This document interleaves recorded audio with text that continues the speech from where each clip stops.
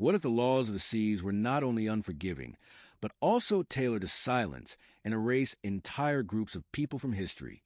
In the 17th and 18th centuries, female pirates were captured, tried, and sentenced with brutal finality, not only for their crimes, but for challenging the very social order of the time. Their trials were swift, their punishment harsh, and their stories largely forgotten. Today, we uncover the little-known truth about how the British Admiralty Courts handled female pirates and what really happened to them when they were caught. The world of piracy has long been synonymous with men in stories. Ruthless buccaneers, treasure hunters, and swashbucklers sailing the seven seas. But what about the women who sailed these dangerous waters, led crews, and carved their own places in history? Few stories are more captivating than that of the female pirates of the 17th and 18th centuries, women who defied the law, rebelled against the expectations placed on them, and became legends of the high seas. Anne Bonny, Mary Critchett, Ching-Shi, and others were not only pirates.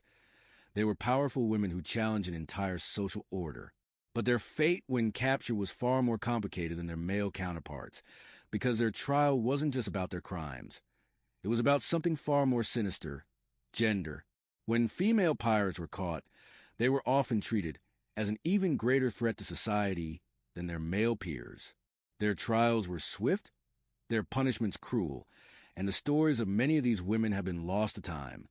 Today, we'll take a deeper look at the colonial legal system in the 17th and 18th centuries, how female pirates were treated once caught, and the harsh realities they faced in both the courtroom and the prisons.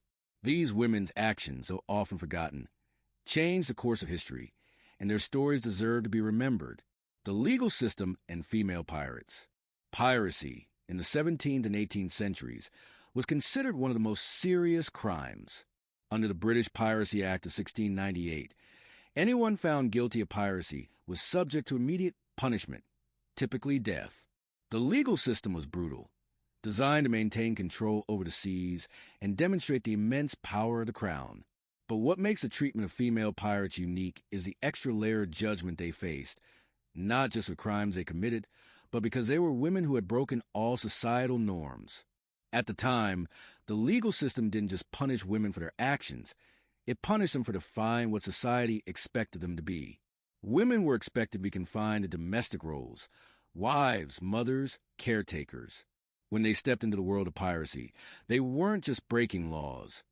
They were going against the very fabric of social order.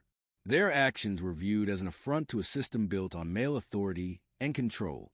Therefore, female pirates face a unique combination of legal and societal punishment. In British Admiralty Courts, where piracy trials were held, these women didn't stand a chance. The trials were swift, often held without a jury, and the presumption of guilt was virtually guaranteed. Female pirates were often judged with an added sense of moral outrage, not just for their crimes, but for stepping outside their expected roles. The legal system was harsh and unforgiving, but it was also a tool used to reinforce the established power structures that had no place for women like Anne Bonny, Mary Critchett, and countless others.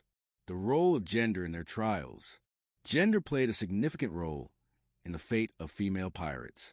A man who became a pirate was often seen as an outlaw living outside the law, a figure of rebellion who had simply chosen a life on the fringes of society. But when a woman became a pirate, it was more than just a crime.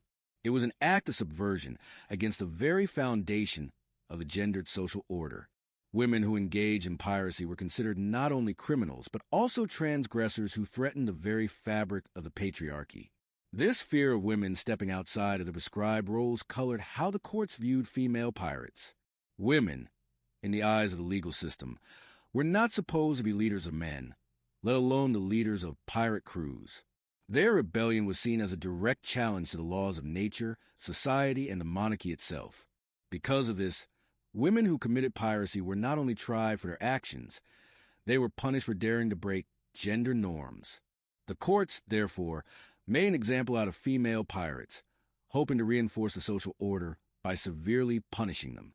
Their trials were often conducted with a focus on their gender, not just their crimes. Female pirates were frequently subjected to harsher punishments, as if their very existence as criminals was a threat to the established power structures. A male pirate might be executed, But female pirate will be made to suffer more humiliating ways, forced into servitude, flogged, or sent to disease-ridden prison ships. In some cases, they were even stripped of their dignity through public shaming, meant to remind society of the dangers of allowing women to live outside their expected roles. Anne Bonny and Mary Critchett, the most famous cases. When we talk about female pirates, it's impossible not to mention Anne Bonny and Mary Critchett. These two women became famous not only because of their pirating exploits, but also because of their tragic and symbolic fates when they were captured. Both women sailed under the notorious pirate captain Calico Jack Rackham, and both were part of his crew when they were eventually captured by the British Navy in 1720. Anne Bonny was known for her fiery temper, her courage, and her determination to live life on her own terms. Born to a wealthy family, she rejected the life that society had planned for her, taking to the seas disguised as a man. But when she was captured, her trial was swift. She was sentenced to death for piracy, but because she was pregnant, her execution was postponed. It was at this point that Anne Bonny's story took a dramatic turn. She mysteriously disappeared from prison. Some believe her family paid for her release, while others think she escaped under the cover of night. The truth remains uncertain, but Anne Bonny's disappearance only adds to her legend. Mary Critchett, on the other hand, had a far more tragic end. While Anne Bonny's fate remains a mystery, Mary Critchett died in prison from a fever before her trial could be fully concluded. Mary's death marked the end of an adventurous and defiant life, a life that had seen her dressed as a man for years, living as a pirate, and standing up to the authorities. Her death was a final blow to a woman who had fought so fiercely for freedom, only to succumb to illness behind bars. The fates of Anne Bonny and Mary Critchett reflect the harsh realities that female pirates face when caught.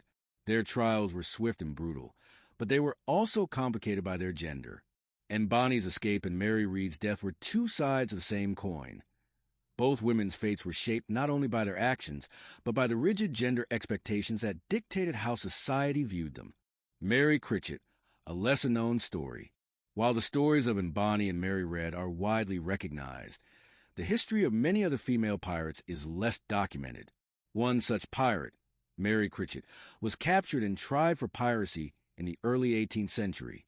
Unlike Bonny and Critchett, Mary Critchett's story remains largely lost to history, but what we do know is that her fate was probably similar to that of many other female pirates.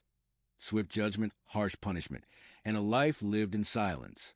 Mary Critchett's trial, though not as well known, illustrates a pattern that was common for female pirates at the time. There were no long court proceedings or drawn-out trials to determine her guilt or innocence. Like many women in her position, Mary Critchett was probably sentenced to death or, at best, forced into servitude. Her story, like those of countless other women pirates, was forgotten, erased by time and by a legal system that had little interest in preserving the tales of those who defied societal norms. The silence surrounding Mary Critchett's story reflects a larger issue, the systemic erasure of female pirates from history. While the names of male pirates like Blackbeard and Calico Jack are immortalized, the stories of women who sailed alongside them have often been relegated to obscurity. Punishments beyond the gallows. For most pirates, execution by hanging was the typical punishment. But the fate of female pirates often included more than just death. It included humiliation, forced labor, and brutal punishment. Female pirates were subjected to flogging with the cat-o'-nine-tails, a brutal punishment that left deep, lasting scars on their bodies. This method of punishment was intended not only to physically break the pirate, but to psychologically humiliate them, especially as women in the 17th and 18th centuries were not expected to endure such brutality. For those female pirates who survived the flogging, many were sent to prison ships, disease-ridden, overcrowded vessels where death was a constant companion. These prison ships were notorious for their awful conditions. Pirates, male and female, were subjected to appalling treatment, and many died of disease, malnutrition, or injury. Female pirates, however, were treated with added cruelty. They were often forced into servitude in distant colonies, far from their homes and the seas they had once ruled. The silence and legacy of female pirates. The stories of female pirates, though occasionally recorded, have largely been lost to history. While Anne Bonny, Mary Critchett, and a few others gained fame, most female pirates disappeared into shadows.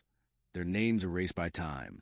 The colonial courts of the 17th and 18th centuries, with their swift trials and brutal punishments, had little interest in preserving the stories of those women. As a result, many female pirates remain largely forgotten. But the stories of these women are important. They are a reminder of the resilience, bravery, and determination of women who defied the gender expectations of their time. The fate of these women shows how the legal system not only punished their crimes, but sought to erase them from history because of their gender. Their rebellion, though harshly punished, was a testament to the courage it took to live outside the boundaries of a society that sought to confine them. The systemic erasure of female pirates. As much as we celebrate the exploits of pirates throughout history, the truth is that much of their stories, especially those of female pirates, were deliberately erased or minimized by historical records. For every infamous male pirate like Blackbeard or Bartholomew Roberts, there were women who lived and died as pirates, but their names and actions are often buried beneath layers of silence. One of the reasons for this erasure lies in the cultural and social biases of the time. In the 17th and 18th centuries, women who lived outside the constraints of societal norms were seen as a threat to the order. The world was overwhelmingly patriarchal, and women were expected to be passive, subservient, and confined to the home. To be a woman, and a pirate was to reject the expectations of womanhood in the most profound way. A pirate was not just a criminal. They were a figure of rebellion against both law and gender. The very idea of a woman on the high seas was something that society could not fully accept. Women who were caught and brought to trial were often treated not only as criminals, but as aberrations. Their actions were seen as unnatural, and in many ways, their trials were more about punishing them for their gender than for their piracy. The fact that these women dared to take up arms, command ships, and live outside the conventional roles of wife or mother made them a symbol of something dangerous, a challenge to the status quo. Female pirates were rarely celebrated as adventurers.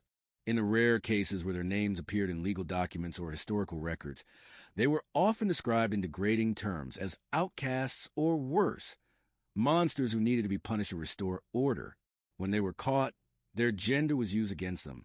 The legal proceedings often did not just focus on their crimes, but on their very existence as women who dared to defy the laws of nature, the power of gender and the sea.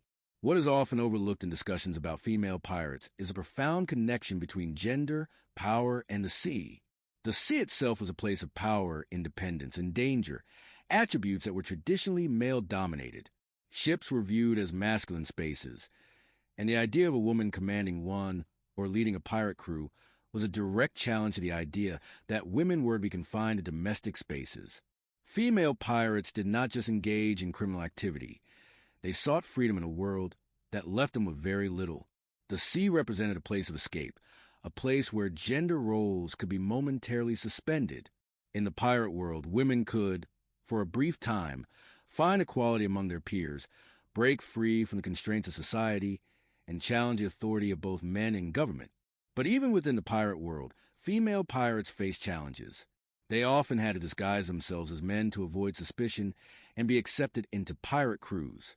Anne Bonny, for instance, famously dressed as a man to join Calico Jack's crew, and Mary Red did the same for a long period. This act of disguise was not only a means of survival, but a reflection of how women had to subvert their gender to claim power in a world that would otherwise reject them. Female pirates, however, were not always able to escape the constraints of their gender. Even when they fought alongside men and displayed immense courage, their eventual capture often involved further discrimination based on their sex. Women who rebelled were punished not only for their actions, but for defying the very expectations of their gender. Piracy and the political landscape of the time. It's important to note that piracy was not just a criminal enterprise. It was deeply entangled with politics. The seas were an international battleground, where the rules of war, trade, and empire collided. For many pirates, particularly during the so-called Golden Age of piracy, piracy was a response to the larger geopolitical dynamics of the time. The British, Spanish, and French were all vying for control of trade routes, colonies, and resources, and pirates were often caught in the crossfire. For female pirates like Qing Shi, who commanded a massive fleet in the South China Sea, piracy became a political tool.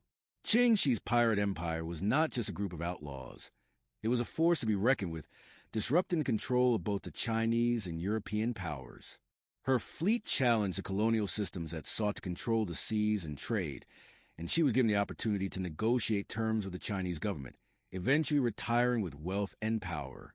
This was an example of how piracy could intersect with politics, and how women could use their piracy as a tool for political power, albeit at great personal risk. In the British Empire, however, female pirates were treated with far less mercy. The colonial system, with its legal and political frameworks, was designed to keep women subjugated. Pirates, male or female, were seen as lawless outcasts, but for women, the stakes were even higher.